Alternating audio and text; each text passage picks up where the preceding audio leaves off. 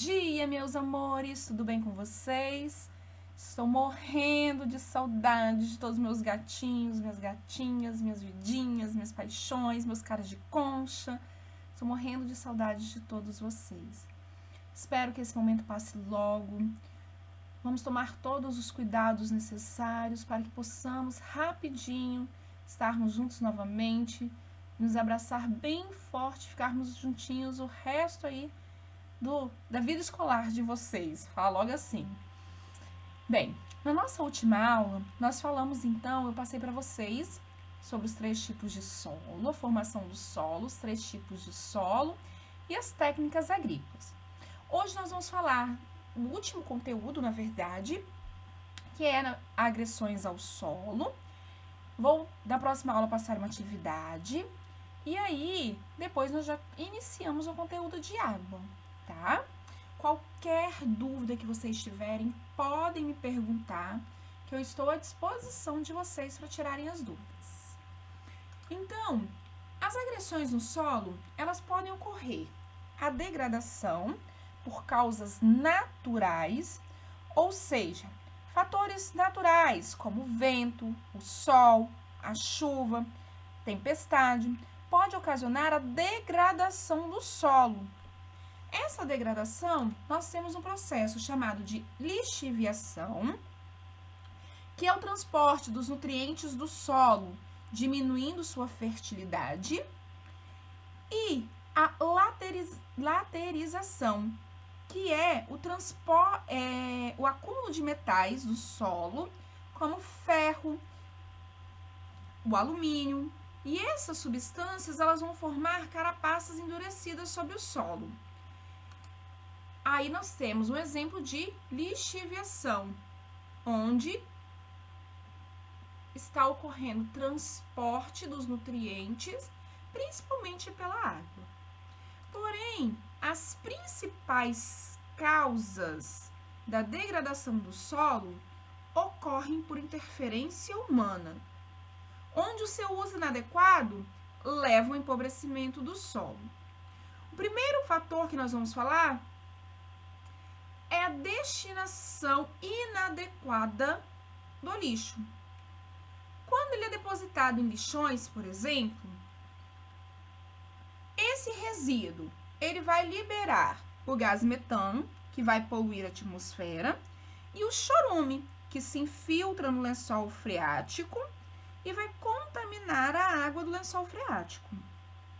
Hoje, o lixo do nosso município, tanto Marechal Floriano quanto Domingos Martins, ele é destinado para um aterro sanitário. Ou seja, esse resíduo, ele não vai contaminar o lençol freático nem a atmosfera, por quê? Abaixo do lixo tem uma manta impermeabilizante e o chorume ele vai ser coletado. E sobre o lixo ele é jogado terra. Então, automaticamente, eu não tenho a poluição da atmosfera nem do lençol freático. Infelizmente, nós não estamos no caminho certo também. Por quê? Cerca de 70% do resíduo que é produzido nos nossos municípios são resíduos recicláveis, ou seja, nós poderíamos enviar para reciclagem para transformar aquele elemento novamente em matéria-prima. Porém, a maior parte do nosso resíduo vai para o aterro sanitário. O restante do resíduo, parte dele poderia ser transformado em adubo orgânico e uma pequena parte, somente o resíduo contaminado da nossa casa, que seria destinado a um aterro sanitário. Nós sabemos que o nosso resíduo é uma fonte de dinheiro. Por quê? Todo resíduo reciclável, ele vai transformar em matéria-prima para um novo elemento, uma nova composição. Além de ser dinheiro que a gente está enterrando, nós vamos pagar para depositar o nosso resíduo em um aterro sanitário. Então, infelizmente, os órgãos governamentais, eles não prezam pelo meio ambiente. Então, seria muito mais fácil fazer aí a coleta seletiva e depositar e esse resíduo ele ser reciclável e depositar apenas o elemento contaminado no aterro sanitário. Aqui nós temos uma imagem de um lixão. Esse lixão, além de contaminar o lençol freático com chorume, além de contaminar a atmosfera com gás metano, nós temos ainda alguns animais que são transmissores de doença, que é comum ser encontrado no lixão. Hoje no Brasil é proibido o uso do lixão, mas nós sabemos que em muitas regiões ainda depositam seus resíduos em lixões a céu aberto. Nós temos os loteamentos periféricos, são lugares que não têm uma infraestrutura, principalmente uma rede de esgoto, onde eu tenho a contaminação do solo e também o desmatamento dessas áreas para piquetes e formulação de casas. O desmatamento é a retirada da cobertura vegetal. Essa retirada da cobertura vegetal vai ocasionar a erosão do solo. Esse solo ele vai ser levado pela ação da chuva, vai ocasionar o assoreamento dos rios. O que é assoreamento dos rios, professora? Todo esse solo que cai no rio, o rio vai ficando mais raso, de rios e represas, vão ficando mais rasos, automaticamente vão tendo que ocupar uma área muito maior para dar vazão àquela água. Esse desmatamento, ele é ocasionado onde toda a cobertura vegetal ela é retirada.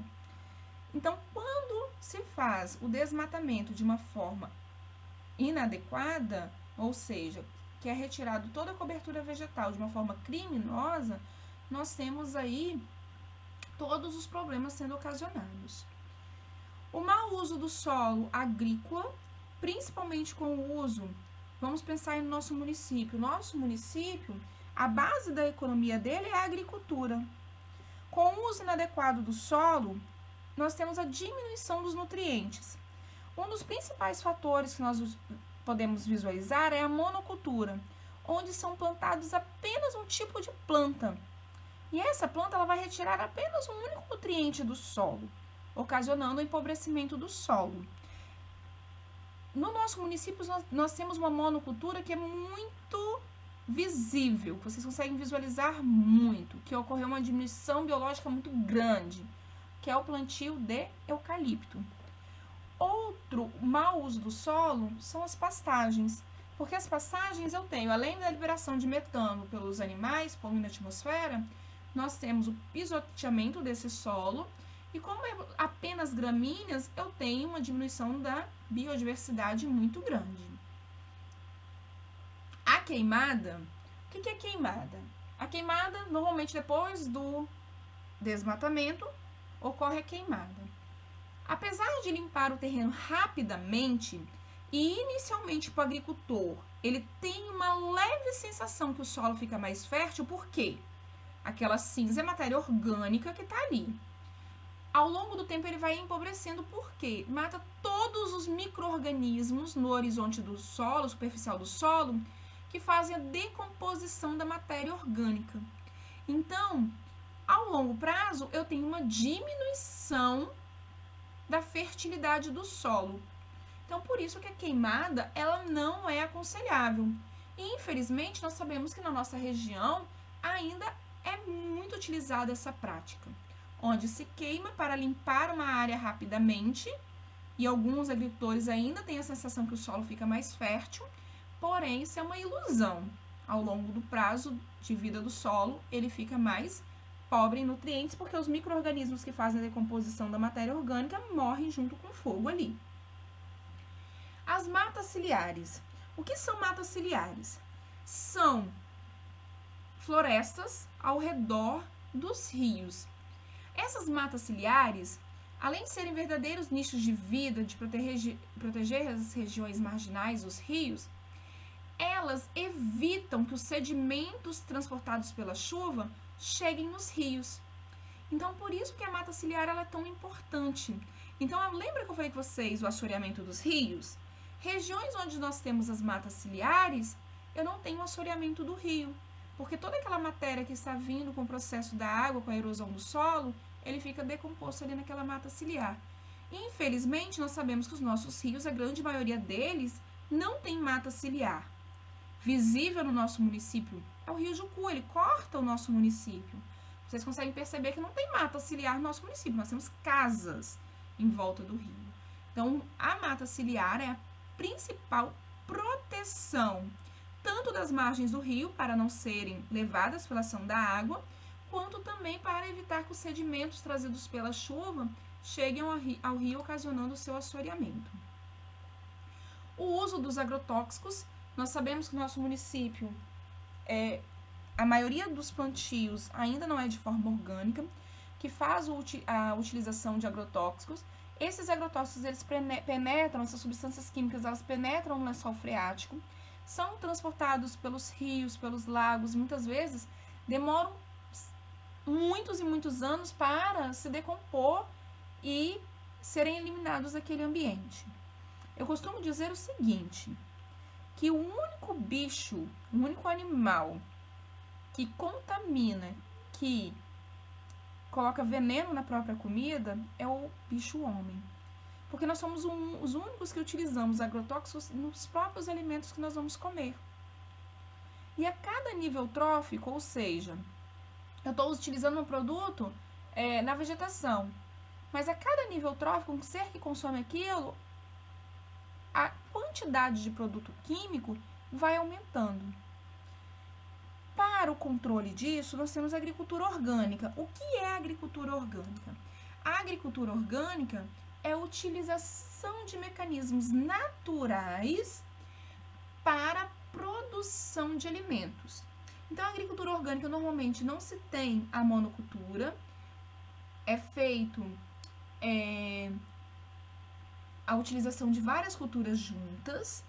Além disso, não se utiliza adubos químicos e não se utiliza nenhum tipo de agrotóxico.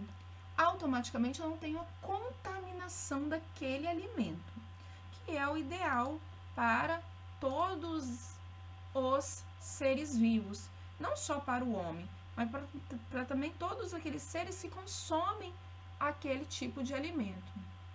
Então, o melhor remédio é o alimento saudável e a vida saudável. Depende do ambiente em que se constrói.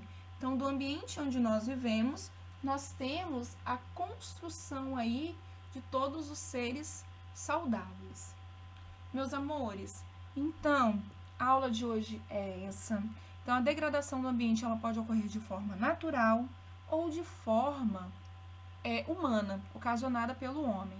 Nós sabemos, infelizmente, que nós utilizamos o solo de uma forma muito inadequada, com desmatamento, queimada.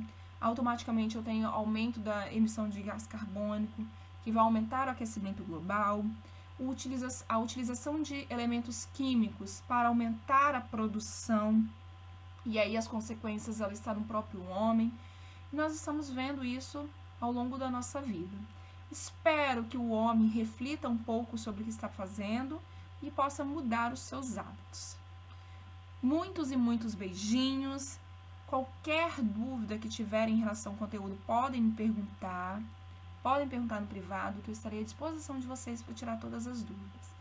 Muitos e muitos beijos. Se sintam abraçados imensamente por mim. Estou morrendo de saudade mesmo de vocês. Quero revê-los o mais breve possível. Se cuidem para rapidinho a gente poder voltar para as nossas aulas e ficarmos juntinhos novamente. Muitos e muitos beijos e até a próxima aula. Tchau, tchau!